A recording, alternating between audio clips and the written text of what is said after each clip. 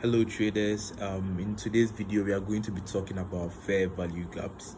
In our previous video about trend lines, we said to use trend lines properly you need to use it in accordance with other confluences, and I cited the example of Fibonacci retracements and fair value gaps. So in today's video we are going in depth into what fair value gaps are, examples of fair value gaps, types of fair value gaps, how to trade higher time frame fair value gaps. Many beginners find it difficult to trade fair value gaps on the 1 hour, 4 hour, and even sometimes the 1 day. So this video is going to clear that up. Mistakes beginners make with trading fair value gaps in general. And finally, we are going to talk about the principle of consequent encroachment, which is not really talked about in our industry that much. Let's get right into this. So a fair value gap is a 3-step candlestick pattern where we have a base candle, the expansion candle, and the end candle. So you see there's some kind of like gap here. Their wicks don't overlap like normal candles. It shows like aggressiveness in the market. So price tends to come back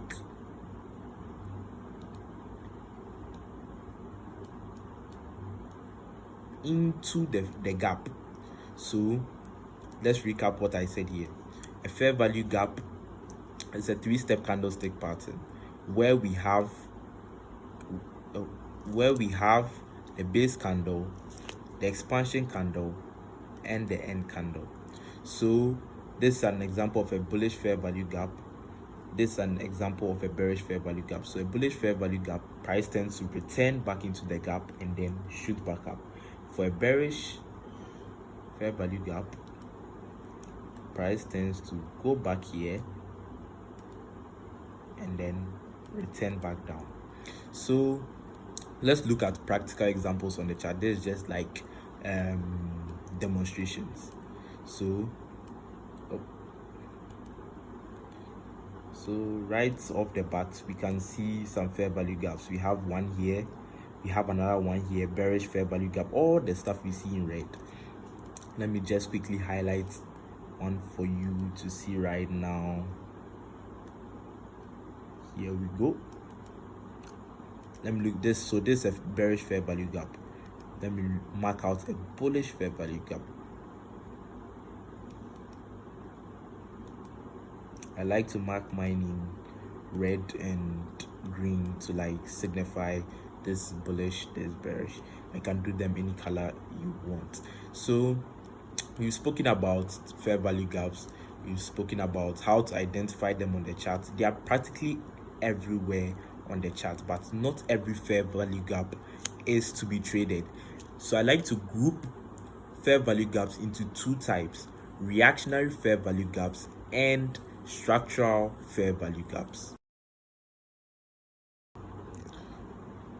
One of the types of fair value gap I live by is structural fair value gaps. You may ask me, what is a structural fair value gap? In my opinion, a structural fair value gap is a fair value gap formed after a break of structure or a market structure shift. That's basically it. So what do we see here? There's a fair value gap formed here. Let me make this bearish. It's a bearish fair value gap. There's a break of structure, a fair value gap formed, and what do we see? Price absolutely flush to the downside. Let's look for more examples of structural fair value gaps. Yes, I found some cool, neat examples of structural fair value gaps here. So for example, there's a break of structure to the upside. What do we see? A nice big juicy bullish fair value gap here, which we even reacted off of, and if you took a trade off of, you would have even made profit. That brings me to this tip. I even forgot to even put this like in my video notes. once you take a trade of a fair value gap, or once price taps a fair value gap, we don't trade from it again. Price has already used up the liquidity, let me say the liquidity inside that gap. So you see, once we tapped year one, the second time what happened? We blasted to the downside. So you only trade the tap of the imbalance or the fair value gap once. You don't trade the second tap of the imbalance. I hope you get me. So let's get back into it. Another example of a structural fair value gap. Here we broke structure to the downside. A nice fair value gap was formed here.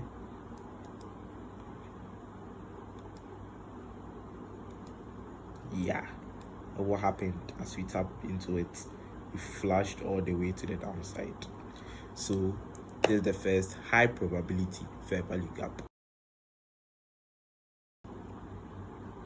The next type of fair value gap, which in my opinion is very high probability, is the reactionary fair value gap.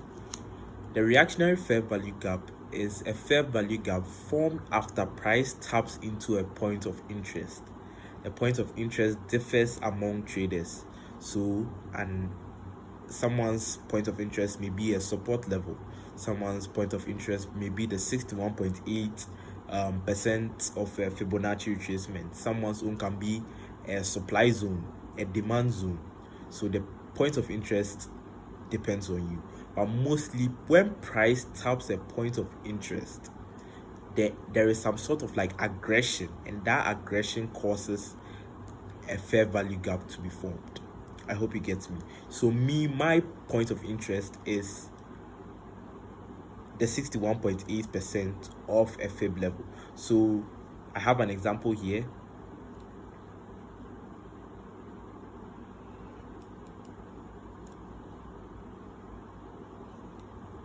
Oh, yes. And I'm going to be making a video on fib, so stay subscribed for that. So you see, as price tapped the 61.8 of the fib, we saw a very tiny fair value gap form here, and price tapped into it, and what happened? Price absolutely flushed to the upside. So whatever your point of interest may be, I'll recommend that you look for fair value gaps to trade those points of interest. So let's say price taps your support area, there will be some kind of like initial aggression to the upside. That aggression to the upside there'll be a fair value gap formed from that aggression, and then you can take your entry from that fair value gap. So these two, structural fair value gaps and reactionary fair value gaps, these two are very, very huge fair value gaps in my book. I trade them, they are high probability for me. So let's move on. So now we are going to delve into how to trade higher time frame fair value gaps. So you've spotted this bearish fair value gap on the 4-hour time frame, and you want to take a trade off of it. The first thing you need to do, and many beginners make this mistake, that when price enters the fair value gap, then they start to sell, which is wrong. So what you need to do is to scale down. We need to go to the lower time frames. So for this example, we need to go down to the 15-minute or sometimes even the 5-minute time frame. So let's drop down.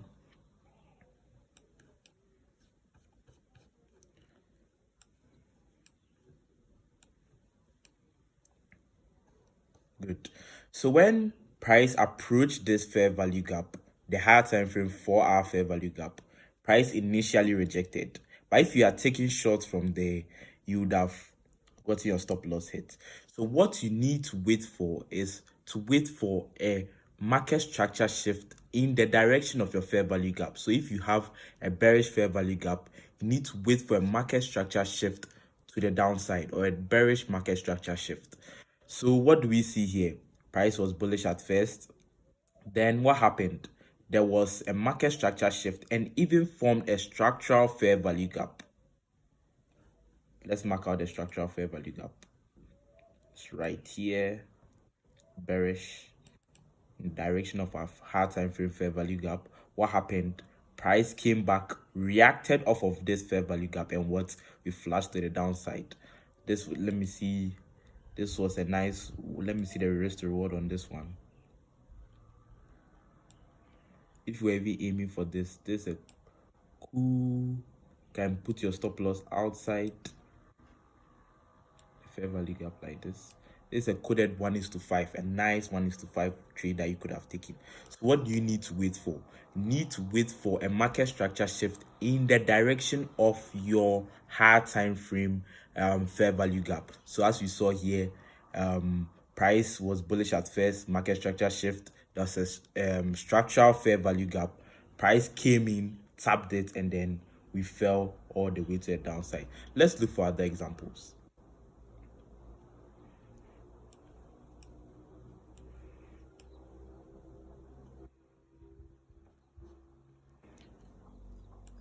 Good. There's this fair value gap on the 4 hour. Let's go down to, as we said, the lower time frame. This is the one that we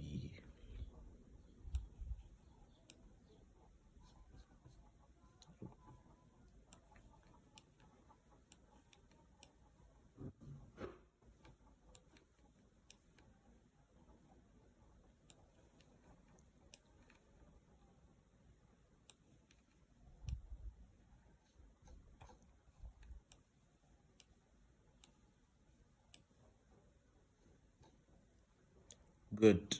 So as we came into this 4 hourly fair value gap, what did we see? The same thing we saw down there, a break of structure to the downside.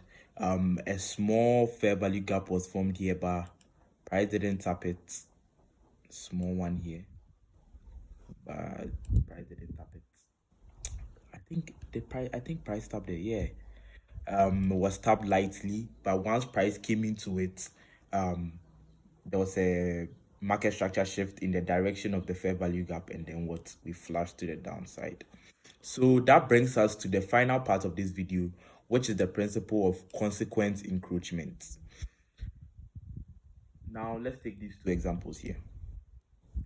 In any range, the fair value gap is a type of range. In any range, we have the premium part of the range and the discount part of the range. So anything below 50% is a discount, and when goods are on discount, we want to buy them, and when something is expensive, we would want to sell them. When they are at a premium, we would want to sell them. So in a bearish range like this is not only for fair value gaps. In a bearish range, anything below the 50% constitutes the discount. So let's look back at our example here. You can take a fib, your fib retracement tool. You can take a gun tool. You can even use the same fair value gap, but then you enable. Good. So wait, let's turn, for the sake of this video, let's turn off all the other levels so that you see my point. Let's turn this off. Let's turn this off. Let's turn this off. Let's turn this off. Good. So what happened? Price came into the premium, and the premium is always where we must be looking for sales. When price came into the premium here, it showed that there was sentiment for selling. So what happened? Price flashed to the downside. So even if you want to take a trade from a higher time frame fair value gap, you need to use the principle of consequent encroachment to see the premium or discount of that fair value gap. Let's see if it was a bullish fair value gap. Discount is where you wait for price to be below the 50% to buy, and then wait. If price is above the 50%, you don't buy there because there is considered expensive. So you rather wait for price to come into the discount and then buy from there. So That's it for the video. If you think I've forgotten anything, I could have made the video better, but I would like to hear your suggestions in the comment section. And I'll catch you in the next video. Thanks for watching. Bye.